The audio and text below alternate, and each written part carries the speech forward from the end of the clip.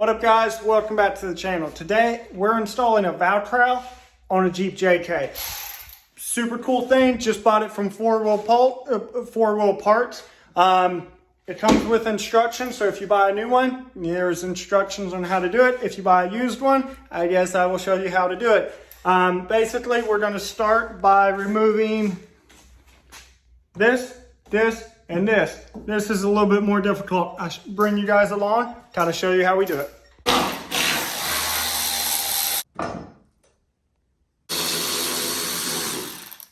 Okay, so the next step is to remove the wipers, and we weren't sure exactly how to get it to come off, so we just looked up a video and we removed a nut on here, popped this cap off, and now they're saying lift it up and you kind of just wiggle it off from there.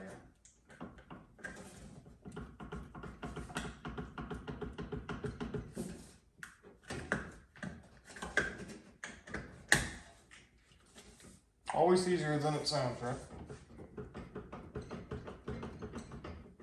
I feel like I'm gonna break it. Did we miss something? It's not coming off. I'm sure there's some simple way, but yeah, I'm trying to with a screwdriver now. I was able to get my side off by prying it really aggressively. Kind of back and forth. Yeah.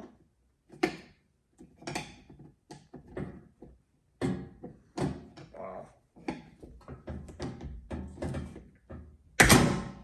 All right. So that's how you remove wiper blades, I guess. Yeah. Don't. I thought he broke it. No, it just has tension on it. Okay, let's see if we can't lift this off now.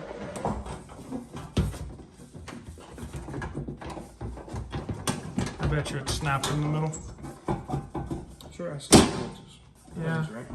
Yeah. It looks like you probably have to remove these next. So we just open up the hood. Probably can see something. Okay. We were able to get this off. We opened the hood and there's two pins here and here under the hood that you can get to. And there's also an arm here and there that you actually have to pry out of those two spots here and over there. And then those are the holes. That's actually super clean. Everybody else's has been super dirty when I watched videos. So interesting. And then I believe you're supposed to undo these two bolt nuts. Okay, so now that we have these unbolted, the instructions say to bend the fender rounds back in order to gain access to the spot welds. Are you sure? What it says. And once we take these off, I guess if you ever want to reuse them, you have to re-rivet them. That's terrifying feeling. But if you want to come closer and look. Well, hopefully you like the way this thing looks, because There's 4 spot welds that you can see in here. The lighting's not the best, but there's one, and it tells you to use a 1/4-inch drill bit. You want to show them the instructions? 1/4-inch drill bit and drill those out. So that's what we're doing next. alrighty. So guys, we picked up the Milwaukee Fuel N12. It's like a 12-volt drill set, and we got a free ratchet with it. Yeah, we didn't really want the drill and the impact, but it came with this, which is what I really wanted. So this thing's pretty cool. We've been using it. It's pretty neat, handy. Yeah, so this is my first time using the drill. I mean, and these are in here. My DeWalt's aren't, so first time using it.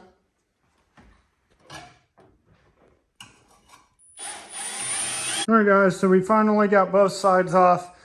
Not the funnest thing to do, kind of terrifying, but they are down here. I was able to drill those out, kind of took a flathead and kind of pried them off and then kind of bent them back, but those are the parts coming off. On the instructions, it basically tells you, they say they didn't have to remove the wiper blades. We did. So now we're going to go ahead and put them back on because this is basically the finished product underneath of the Vicowl. Kind of spooky. So the next step is to put the, let's see, they're calling it the windshield brackets. Kind of self-explanatory on which one's which, reusing factory bolts. They do tell you to kind of put them in by hand first. The bracket's not 100%, but that's it. And now we're gonna fully tighten them. Okay guys, the next part is to install this bracket. This on the passenger side, the instructions were kind of confusing. It's black and white photos. Reusing the factory, leave it loose because this is how the Vicowl reattaches through the hood, kind of like how that did. So I think after this, we're ready to put the lighting kit. We did not buy the lighting kit. It's a whole story, but I will probably end up doing the 4-pod, but I wanted to see it on the vehicle first. So we do need to go ahead and use that hardware and go ahead and mount that first. Well guys, so we got the Vicowl installed and we were just having a conversation off camera about how Mason kind of thinks it's odd and out of place and why some people do the bigger hoods. I mean, you either love it or hate it. I think it looks... Well, I think it's fine. I think it just needs the other pieces to go with it. Right now it just looks so misplaced by itself. I feel like it has that, I don't want to say Mad Max look, but that's kind of what everybody refers to it as. I mean, it just got a whole lot meaner looking, honestly. Now, I was supposed to buy a grumper this coming weekend, but the guy just backed out and I was supposed to get it for like 1/3 of the price. And it's really upsetting. Now I'm in the market for a grumper. I do know some other companies have like, I think I've seen about 4 or 5 different styles or, you know, off-brand grumpers basically. And so I'm gonna talk to the wife and kind of see if she ends up, you're getting in without me? Yep, come look. Okay guys, we're gonna go ahead and get in the Jeep and I'll show you what it looks like from the inside.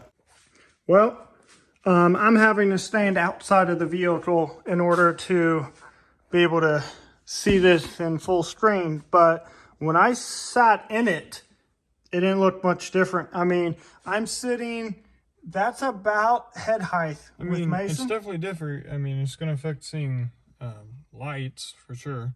You know, stoplights. Yeah, I mean, it's really... Because it's just right in the middle. I mean, this is about head height with me.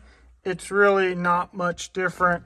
I mean, while I'm driving, I see almost nothing different. This is kind of in the way a little bit, but so is that tuner. I think this is all fine, but up here, it's definitely going to get in the way of the lights. Yeah. Maybe so that's why that comes with the lights. He's referring to as the traffic lights. Like red lights, green lights. So, definitely not that bad.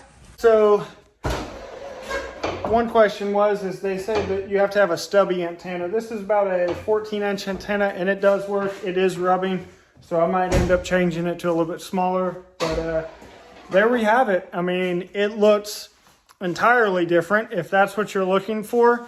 I mean, it looks monstrous. Monstrous. It's definitely very cool. We do have a small but large list of Amazon parts coming. I do have a Falcon steering stabilizer coming. I do have wheel rim lights, so that's going to be interesting. And then hopefully I can find a grumper here soon, which that bumper will be up for sale at that point. So yeah, well, thank you guys so very much for watching, and we will catch you guys in the next video. Peace out.